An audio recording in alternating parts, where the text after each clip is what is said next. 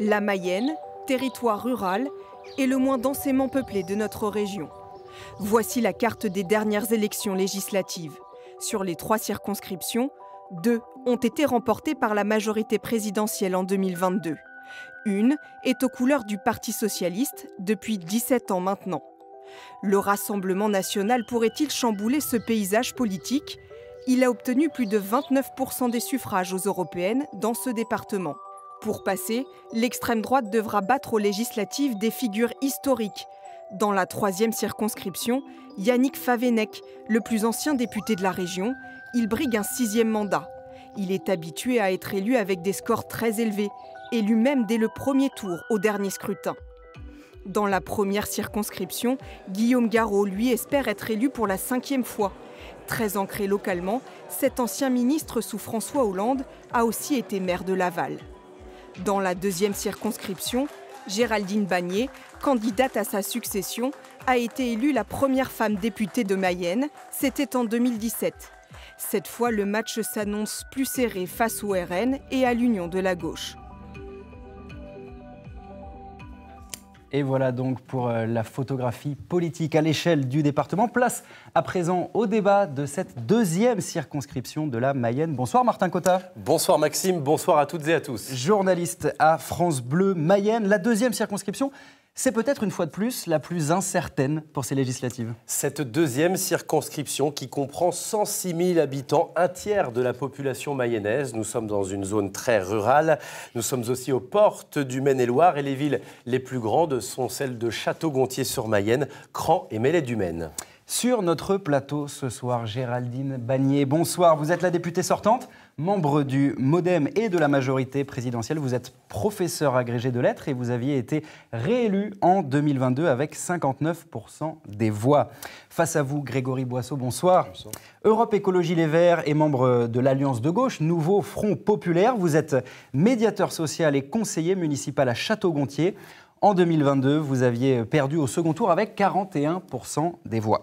Avec nous en plateau ce soir, Patrice Grudet, bonsoir. Bonsoir. Agent de sécurité ferroviaire. Vous êtes un ancien gilet jaune, on vous a découvert en 2018, tête de liste aux élections européennes il y a quelques jours. Vous êtes membre d'un parti appelé Liberté démocratique française. En face de vous, Jean-Michel Cadenat, bonsoir. Bonsoir. Pour le Rassemblement national, ancien lieutenant-colonel de gendarmerie, membre du Conseil national du RN, et vous étiez déjà candidat en 2022 dans cette 2e circonscription de la Mayenne. Et vous allez découvrir à l'écran les 2 autres candidats pour cette 2e circonscription de la Mayenne. Jean-Luc Placé pour Lutte ouvrière qui repart une nouvelle fois en campagne et Pierre-Élie Guyon, candidat d'hiver droite, se présente quant à lui pour la première fois.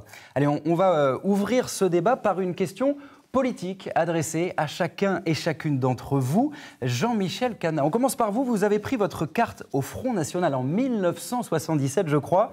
Aujourd'hui, certains de vos électeurs affirment que le parti a changé. Alors, quelle est la différence, selon vous, entre le Front National et le Rassemblement National de 2024 ? Eh bien, le Rassemblement National de 2024, c'est un Rassemblement National 2.0 qui s'est adapté, qui a suivi les évolutions de la société et qui est le plus à même actuellement de pouvoir répondre aux attentes des Français. Et puisque vous me donnez la parole, je profite de ces quelques secondes pour dire qu'à côté de moi, je suis quand même un peu indigné de voir un homme de gauche qui représente une gauche antisémite et violente avec un accord qui a été fait contre nature. Donc... Alors on va attendre un petit peu pour les invectives. J'avais une autre question à vous poser, Jean-Michel Cadenat. Elle concerne votre suppléante qui se présente, je crois, avec un nom et un prénom d'emprunt. Pourquoi ? Et est-ce que ça veut dire que c'est toujours compliqué aujourd'hui d'être candidat pour le Rassemblement national ? Ah non, ce n'était pas un nom d'emprunt. C'est son nom de jeune fille et son 2e prénom, comme la loi le permet. Vous savez que les hommes peuvent également utiliser leur second prénom. Et pourquoi avoir fait ce choix ? Parce qu'elle a un emploi public, donc c'est pour éviter d'avoir des difficultés. Par souci de discrétion, dit-elle. Absolument. Très bien. Géraldine Bannier, vous êtes la candidate de la majorité présidentielle, députée sortante. Emmanuel Macron est de plus en plus rejeté par les Français. C'est une leçon des récentes élections européennes. Est-ce que l'image du président de la République sera un handicap pendant votre campagne ? C'est sûr que ce n'est pas un avantage. Ça fait 7 ans qu'il préside chaque président a eu des difficultés en fin de mandat. On sait bien que Sarkozy n'était pas très aimé, Hollande non plus, Macron n'est pas aimé, je crois qu'il faut l'entendre. Et vous vous sentez menacé ? Il y a eu un signal d'envoyer au président. Maintenant, je pense qu'il ne faut pas s'arrêter seulement à ça. Il faut se demander aujourd'hui quel gouvernement va gouverner la France à partir du 7 juillet. Qui on aura comme Premier ministre, quel ministre? C'est la question qui est posée aux législatives. Vous vous sentez menacé dans votre circonscription? Pas franchement, parce que je suis quelqu'un qui travaille sérieusement depuis 2017. Je sais que la dernière fois, il y avait eu des attaques sur ce plan, mais moi, je suis quelqu'un de sérieux, de courageux. Et donc, j'ai bien travaillé et les premiers échos que j'ai sur le terrain sont plutôt bons. Donc, non, j'y vais en confiance. Allez, dernière question politique, elle vous concerne, Patrice Grudet. Vous êtes donc, on l'a dit, un ancien gilet jaune. Votre parti prône le retour au franc, la sortie de l'Union européenne, le retour de la peine de mort ou du service militaire. Dans votre programme, vous citez directement Donald Trump. L'ancien président américain est-il un modèle pour vous? C'est le seul président américain qui n'a pas fait de guerre. Donc déjà, c'est déjà un bon point pour lui, voyez-vous. C'est celui qui a baissé le chômage dans son pays. Qui a fait pas mal de choses. Donc je trouve qu'il est plus intéressant que celui qu'on a en ce moment aux États-Unis. Voilà. Et qui prône une autre politique qui, je trouve, est absolument néfaste pour la France.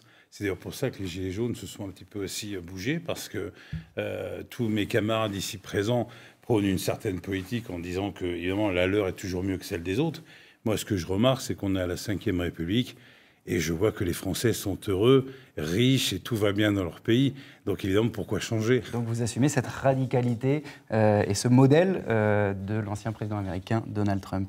Grégory Boisseau, vous représentez l'Alliance de gauche. Appelée Nouveau Front Populaire, elle va du NPA de Philippe Poutou jusqu'à François Hollande. Est-ce que c'est une alliance qui peut durer vraiment? Est-ce que vous êtes à l'aise avec toutes ces figures de la gauche? Écoutez, on est en train de vivre un moment historique, où on a peut-être l'extrême droite qui est aux portes du pouvoir. On a M. Macron qui joue avec les institutions. La gauche, elle a su se rassembler autour d'un projet, autour de valeurs de gauche, autour de citoyens qui ont envie de s'engager. Là, en 4 jours, 5 jours, on a été capable de mettre un programme gouvernemental clair et cohérent. Donc je pense qu'on est tout à fait capable et on sent l'envie des Français d'aller dans ce sens. Et comment vous réagissez à ces invectives du candidat Rassemblement National? Je n'ai pas envie de réagir. Monsieur, je ne le connais pas, il ne me connaît pas, il me traite d'antisémite. Voilà, c'est une insulte. Je pense que les Français, ils ont envie qu'on parle de fond. Donc il y a le Rassemblement National qui va traiter quelqu'un d'antisémite. Voilà, on sait d'où vient le Rassemblement National. Voilà, on va juste en rester là et essayer d'aller convaincre les Français qu'on peut les rassembler autour d'un projet cohérent. On parle des valeurs de gauche. L'antisémitisme, aujourd'hui, fait partie des valeurs de gauche que vous défendez. Vous avez investi des gens qui sont mis en examen pour apologie du terrorisme. Vous avez investi des gens qui sont condamnés ou qui ont été poursuivis pour racisme anti-blanc et également antisémitisme. Jean-Michel Cana, vu que vous parlez d'antisémitisme, il y a cette actualité aujourd'hui, on l'a appris ce midi, un candidat du Rassemblement National qui s'appelle Joseph Martin, sur une circonscription morbihannaise, à Vannes, exclu du parti après un tweet antisémite qui date de 2018. Jordan Bardella affirme qu'il ne sera plus candidat soutenu par le Rassemblement National. Il y a un problème avec l'antisémitisme toujours au sein de votre parti politique? Ce sont des individualités, très bien, il est dehors, parfait, rien à ajouter. C'est ce qu'il fallait faire. On va maintenant parler du fond qui intéresse les Français, en effet, avec le premier thème central de ce débat, qui occupe évidemment la campagne, c'est celui du pouvoir d'achat. Comment soulager le portefeuille des Français? C'est le premier thème qu'on avait envie d'aborder sur France 3 Pays de la Loire et sur France Bleu, avec cette question d'abord, faut-il augmenter les salaires? Géraldine Bagné, quelles sont vos propositions? On sait que le pouvoir d'achat, c'est le premier sujet. Il y a des attentes sur ce sujet-là.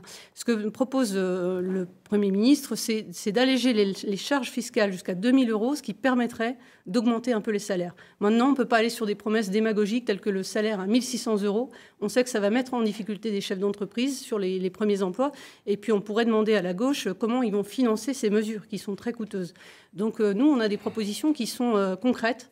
C'est d'alléger les charges par rapport jusqu'à 2 000 € pour permettre d'augmenter les salaires, puisque un chef d'entreprise, quand il augmente les salaires de 100 €, ça lui coûte 400 € de charge. Il y a un sujet ici et il faut travailler sur ce sujet-là. Justement, Géraldine Bagné, vous faites référence à la proposition du Nouveau Front Populaire.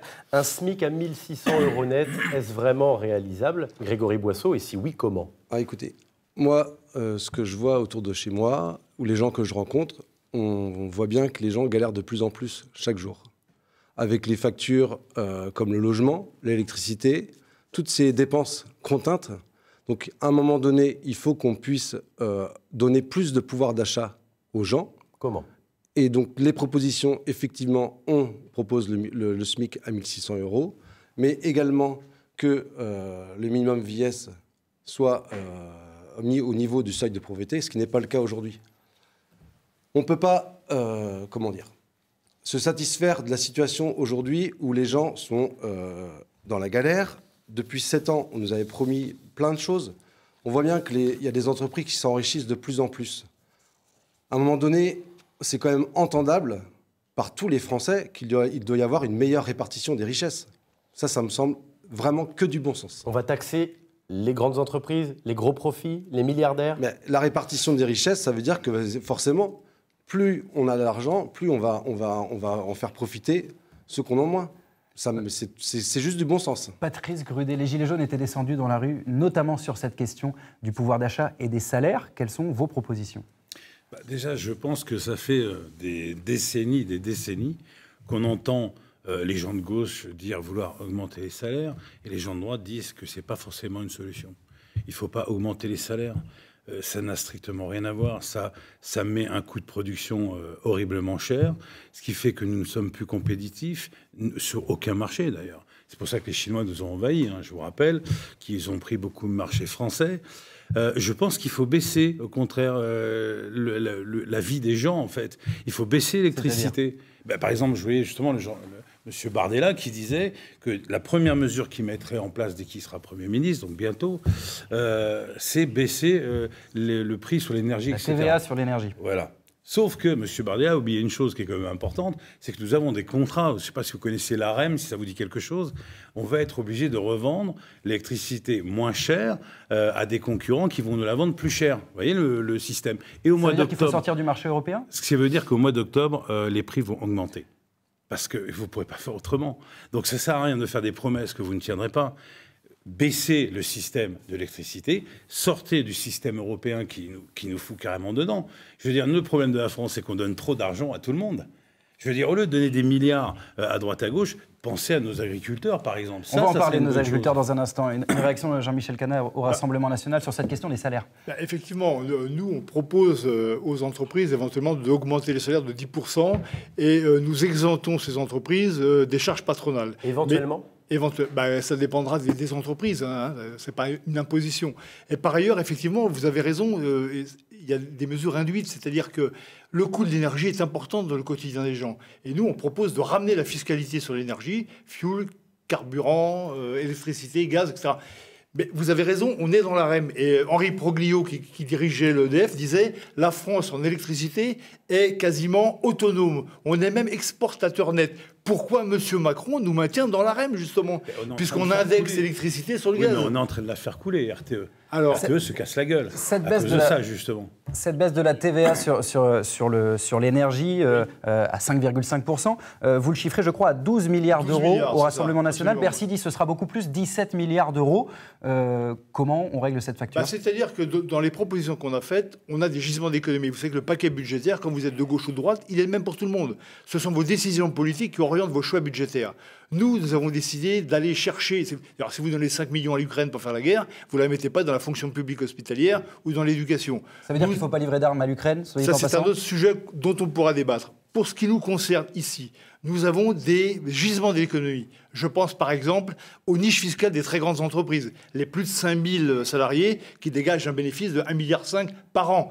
C'est à peu près 3 milliards. Nous avons les taxes des armateurs, 5 milliards. Nous avons la fraude sociale, prestations, cotisations, 10 milliards. Et nous avons la fraude fiscale, entre 70 et 100 milliards d'euros. Donc les grandes entreprises notamment doivent payer? Les très grandes peuvent être éventuellement taxées. En Mayenne? Comme Lactalis, le géant laitier mayennais.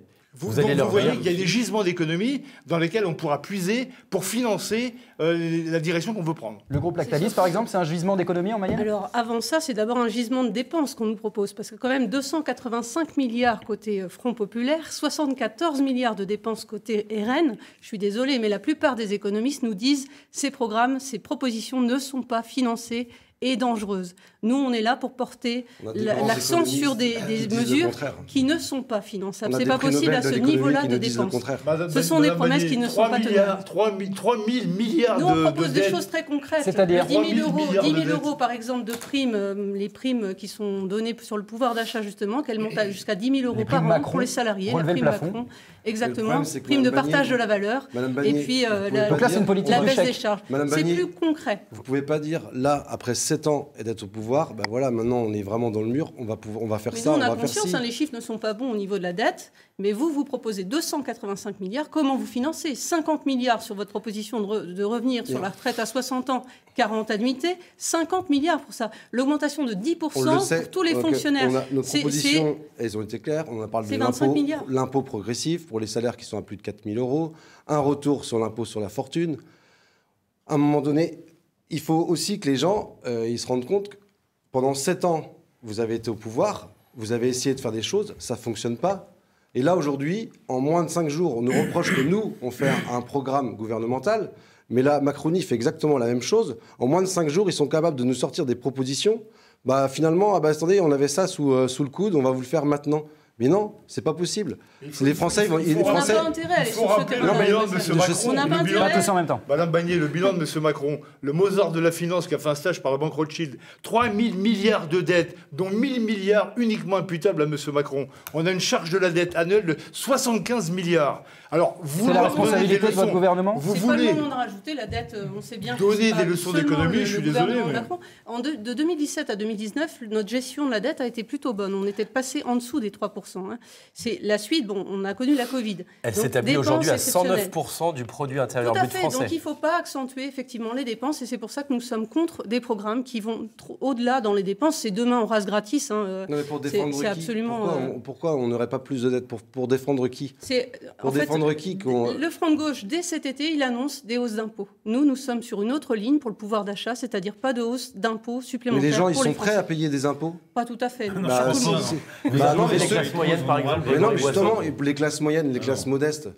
Mais les hauts salaires, plus de 4 000 euros par mois pour une personne, je pense qu'ils ont envie de participer à l'effort du pays quand même. Plus d'impôts pour les classes moyennes. Tout le monde a participé depuis longtemps à l'effort du pays. La gauche a été au pouvoir. Attendez, on va laisser monsieur Boissy terminer. Qui gagnent 1 500 euros par mois. C'est quand même, on a envie d'aider ces gens-là. C'est quand même entendable. Alors, que ce se passe dès le 8 juillet, c'est normal. On vous a entendu sur cette question du pouvoir d'achat. Mais le pouvoir d'achat, c'est aussi évidemment dans les rayons du supermarché. On a tous en tête les images de la crise agricole et la mobilisation des agriculteurs cet hiver. En février dernier, en Mayenne, des supermarchés avaient été ciblés par des éleveurs. Rappelez-vous, à Saint-Pierre-d'Eny, par exemple, ils avaient marqué les produits non français dans les rayons pour interpeller les consommateurs. Je vous propose de réécouter cet agriculteur de Pré-en-Paille, en Mayenne. Ça nous fait du mal, ça fait déjà longtemps qu'on se bat pour privilégier notre produit français. On nous demande à nous de produire un produit de qualité, on a beaucoup de normes et finalement dans le magasin, il n'est pas mis assez en valeur. Et donc à un moment donné, il va falloir que le consommateur comprenne que le produit français a un prix et pour une qualité supérieure. Voilà, il y a cette équation dont on a beaucoup parlé cet hiver, revenus des agriculteurs d'un côté, prix abordable pour le consommateur de l'autre. En un mot, on va faire un tour de table. Qu'est-ce que vous dites aujourd'hui aux agriculteurs qui demandent d'être payés au juste prix ? Moi, c'est très simple. Il y a une proposition, c'est le Front de gauche. Repas gratuits et bio dans les cantines. Moi, je vous dis, vous ne connaissez pas le milieu agricole. Moi, je suis fille d'agriculteur. Première question, comment est-ce qu'on va rémunérer l'agriculteur? Si c'est gratuit à la cantine pour l'ensemble des enfants, c'est complètement dingue comme proposition. Il faut bien sûr rémunérer notre producteur, faire savoir aux consommateurs qu'effectivement, manger de qualité, durable, ça a un coût. Et on ne peut pas, alors c'est vrai qu'il y a le sujet du pouvoir d'achat, mais il faut aussi évidemment rémunérer nos producteurs. La dernière loi agricole était à la hauteur ? La dernière loi agricole, j'étais rapporteur pour avis sur ce PLOA, c'est d'abord de faire venir plus de jeunes en agriculture. Renouvellement des générations. On n'a plus que 490 000 agriculteurs, on en avait beaucoup plus après la guerre. C'est évidemment le premier sujet de souveraineté alimentaire, continuer à produire en France des produits de qualité et durables. Et donc, il faut soutenir nos agriculteurs. Cette loi avait d'abord pour vocation de faire venir des jeunes en agriculture. Grégory Boisseau. Ouais, donc, la Mayenne, c'est un territoire très agricole. C'est un bon exemple de la situation. On a d'un côté un paradoxe sur le territoire où on a des grandes entreprises qui fabriquent et qui vont exporter, par exemple, beaucoup de lait ou du fromage.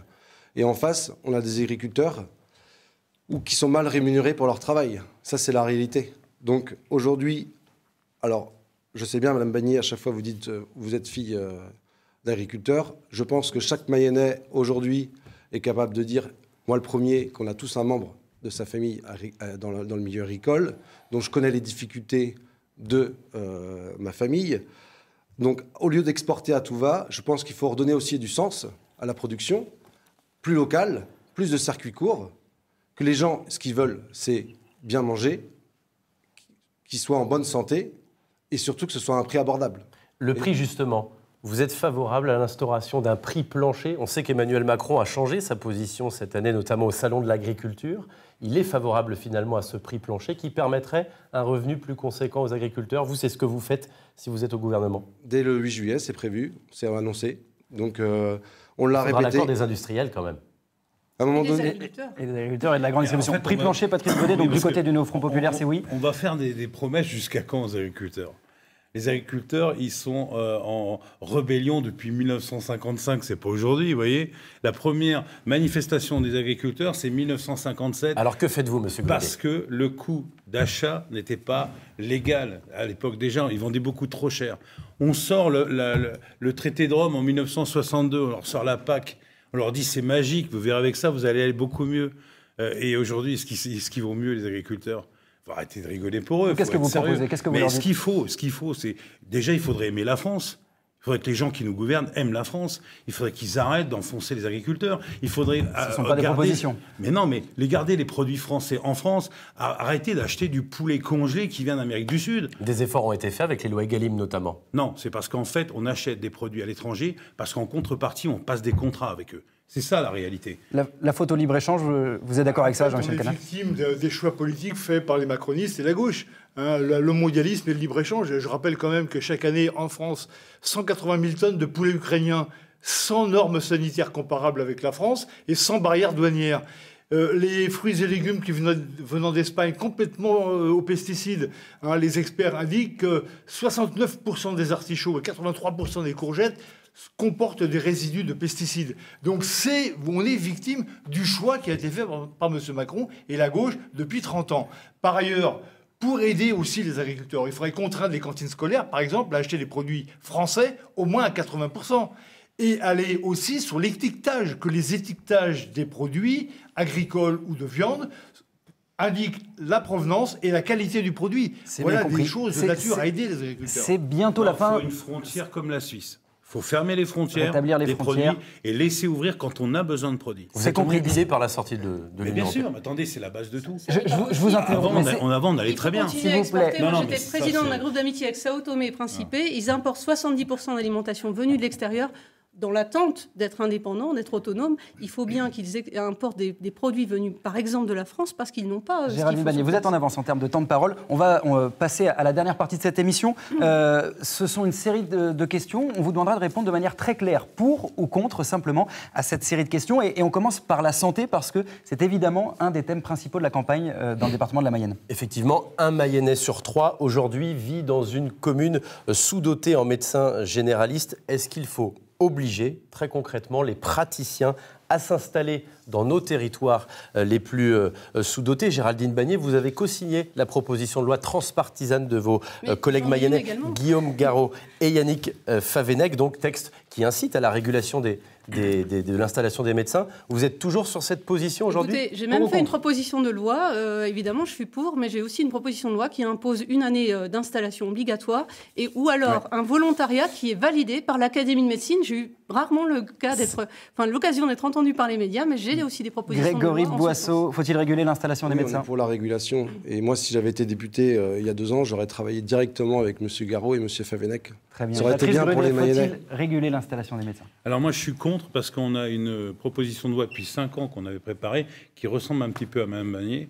Nous, on aimerait que la dernière année du cursus du doctorat soit fait en externat Et donc, dans des pôles santé que les, justement, comités de communes pourraient créer, on mettrait 2 Et ça faisait partie des propositions sur la commune. table, en effet. Jean-Michel Cadenat. Alors, effectivement, l'histoire, c'était aussi une de nos propositions, que les internes puissent faire venir des périodes dans les départements sous-dotés. Mais par ailleurs, on pourrait aussi agir sur les médecins retraités dans le cadre cumul emploi-retraite, les exempter d'impôt sur le revenu et leur permettre de retrouver le chemin des cabinets, ce qui serait peut-être de nature à augmenter le volume des médecins et des praticiens dans le département. Toute autre question qui concerne la vie quotidienne des Mayennais et des Mayennaises. On est tous d'accord. Et on a réussi à vous mettre d'accord, ce qui est très bien. Perdu. C'est le but du débat démocratique, peut-être. En tout cas, cette interdiction des véhicules thermiques à l'horizon 2035, c'est une loi européenne. Néanmoins, est-ce que vous êtes pour ou contre? Patrice Grudet, je vous laisse la parole. Contre. Contre. C'est évident. Géraldine Bagné. Pour, même s'il faudra peut-être un peu plus de temps pour mettre ça en application, mais pour l'environnement. Grégory Boisseau.